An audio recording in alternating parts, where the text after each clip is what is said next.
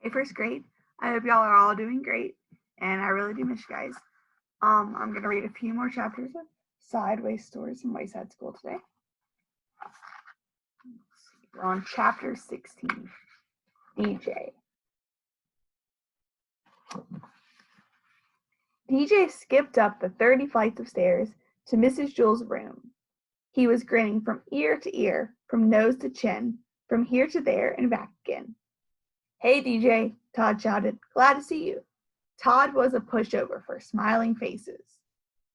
Mrs. Jewls heard him. She began to write Todd's name on the board under the word discipline. But when she saw DJ smile, she put down the chalk. "Good morning, DJ," she said. "What are you so happy about?" DJ grinned and shrugged his shoulders. Mrs. Jewls smiled. Do y'all think smiles are contagious? And that's what they're telling us? Because I think so. Damien looked at the smile on Mrs. Jewls' face, then at Todd's, and finally at DJ's. Then Damien smiled. His smile was almost as big as my dog scratching. He's being loud. His smile was almost as big as DJ's. They were best friends. Once they saw the two of them smiling, the rest of the class couldn't help but smile. Rondi had a very cute one due to her two front missing teeth. Nobody had an ugly smile. Jason came to school late. He was very upset, but first thing he saw was Damien's smile, and he felt a little bit better. Then he saw Rondi's toothless grin, and he began to smile a little himself. But when he saw the piano on DJ's face, he fell laughing onto the floor. Everybody started to laugh, even Kathy, and she hardly ever laughed, except when someone hurt himself. The whole room seemed to be laughing, not just the people in it. The blackboard chuckled, the ceiling snickered, the desks were jumping up and down, and the floor was very ticklish. It laughed until the walls turned purple. The waste paper basket started to sing. That's like the trash can. And the pencils stood up and danced. Finally, things began to settle down. Mrs. Jewls wiped her eyes and said, "DJ, why don't you tell the class why you were so happy?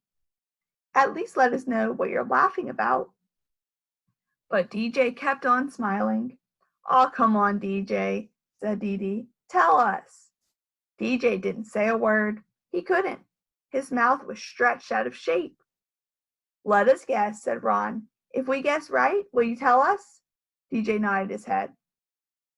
His smile began to hurt his ears. Everyone took one guess. "Have you been swimming? Is it your birthday? Are you in love? Did you get a green ball?" Nobody guessed right. At recess, DJ was still smiling. Lewis, the art teacher, called, "Hey, DJ, come here." They walked over to the far corner of the playground, where they were alone. "What's up, DJ?" Lewis asked. DJ just smiled. "Come on, DJ, you can tell me. Why are you so happy?" DJ looked up at him. He said, "You need a reason to be sad. You don't need a reason to be happy." So what do y'all think we can learn from this chapter? I think we can learn that smiling is contagious, and we should try and smile and be happy. And then maybe it'll transfer to other people and other people get happy. You think? All right, let's read the next chapter. Chapter 17, John. John had light brown hair and a round head. He was Joe's best friend. John was one of the smartest boys in Mrs. Jewls' class, but he had one problem. He could only read words written upside down. Nobody ever wrote anything upside down, but it was only a little problem. John was still in the high reading group. He just turned his book upside down. It was easier for John to turn his book upside down than to learn to read correctly. But the easiest way isn't always the best way. Mrs. Jewls said, "John, you can't go on reading like this. You can't spend the rest of your life turning your books upside down." "Why not?" asked John. "Because I said so," said Mrs. Jewls. Do your parents ever say that? They ever say "because I said so"? Besides, what happens when I write something on the blackboard? You can't turn the blackboard upside down. "No, I guess you're right," said John. "I know I'm right," said Mrs. Jewls. You were going to have to learn to stand on your head. Is that what you thought she was going to say? John couldn't stand on his head.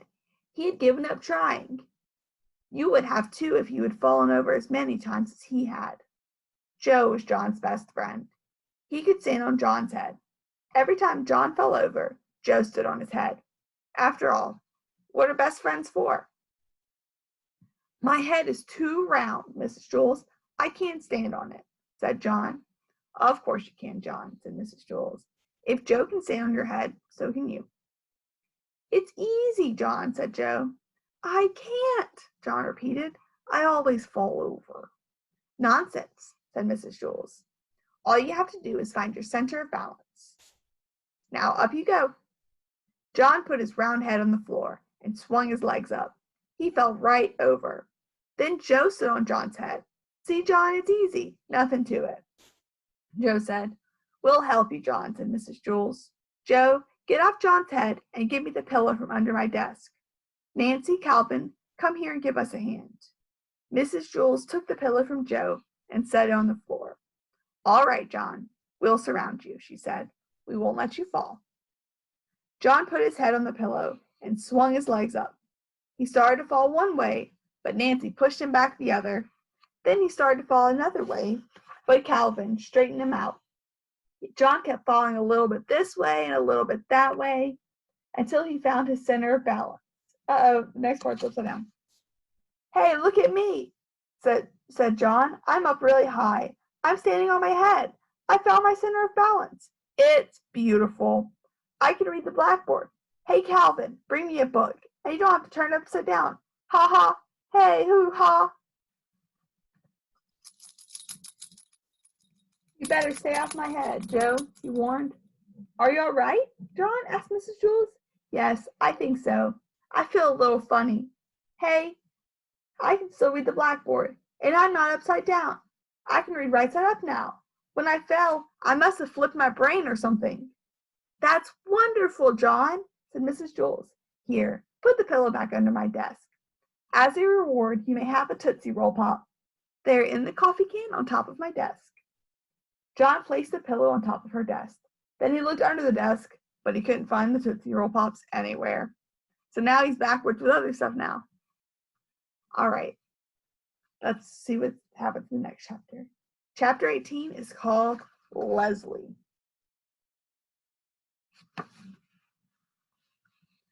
Leslie had 5 fingers on each hand and 5 toes on each foot.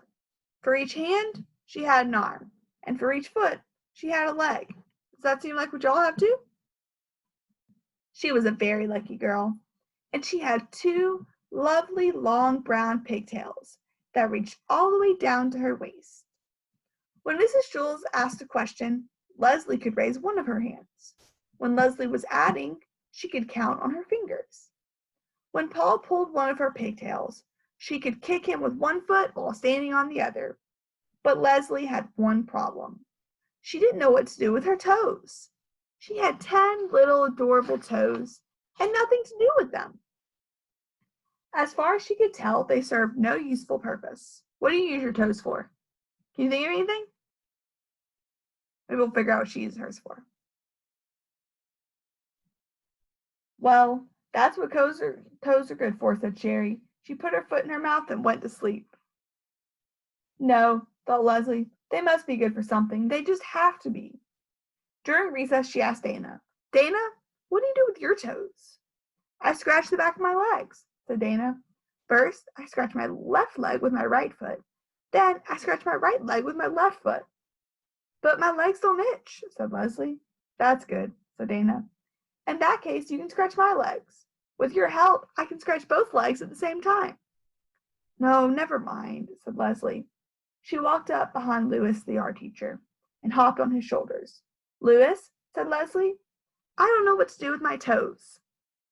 Louis tugged her foot. Yes, that's a serious problem, he said. But I'll tell you what I do. I'll take them off your hands for you, rather, your feet. Just cut them off and give them to me. What? Asked Leslie. You don't want them, so I'll take them, said Louis. You won't ever have to worry about them again. No, said Leslie. I'll give them to Miss Mush, said Louis. She can make little hot dogs out of them. Miss Mush was the lunch teacher. No, I'm not going to give my toes away, said Leslie. All right, said Louis. I'll give you a nickel apiece for them. No, you can't have them, said Leslie. Should he be trying to buy her toes? No. No, you can't have them, said Leslie. Why not? Louis asked. They're no good to you anyhow. Think of all you can buy for 50 cents. The bell rang. I'll think it over, said Leslie. She ran back to class. Mrs. Jules, said Leslie, I don't see any reason for keeping my toes. Oh, Leslie, I'm sure there are lots of good reasons, said Mrs. Jules. Well, I can't think of any. My legs don't itch, and I can't get my foot in my mouth. Louis offered me a nickel apiece for them, and it seems like a good deal. But I wanted to check with you first. Do you think she should sell her toes to Louis? I think Louis was pulling your legs, said Mrs. Jules. No, said Leslie. He was pulling my toes. What would he want with your toes? Said Mrs. Jules. I don't know, said Leslie. But if he's willing to give me 5 cents apiece for them, then I'm going to take him up on it. That's 50 cents. At lunch, Leslie walked up to Louis. Okay, Louis, she said. You can have my toes for a nickel apiece. That will be 50 cents. Not so fast, said Louis. Let me look at 'em first. Leslie took off her shoes. Yes, yes, said Louis. The big ones are good, and the ones next to them. But the most I'll give you for the rest of your toes are 3 cents each. Leslie was furious. 3 cents? You told me 5 at recess. I'll give you 5 cents for the big ones, but just look at that little scrawny run of a toe in the end there. You're lucky you're even getting 3 cents for it. I think you're getting a good deal. I happen to like that toe, said Leslie. Fine then, said Louis. Keep it. I'll just take the 2 big toes and we'll call it square. He reached for his pocket and pulled out a dime. Nothing doing, said Leslie. These toes are sold as a set. It's either all 10 for 50 cents or no deal. What am I going to do with just 8 toes? Then forget it, said Louis. I'm not going to give you a nickel for those scrawny end toes. Fine, said Leslie. No deal. My toes will still be here if you change your mind. She turned and walked toward the hopscotch area. Wait a second, Louis called. I'll give you $1 each for your pigtails. Leslie turned around and looked at him with fiery eyes. Cut my hair? She exclaimed. Are you crazy? All right, that's all I'm going to read for today. That chapter was silly, wasn't it? You can't sell your toes. All right, so that's all I'm going to read for today. I hope y'all are doing great. Bye, guys.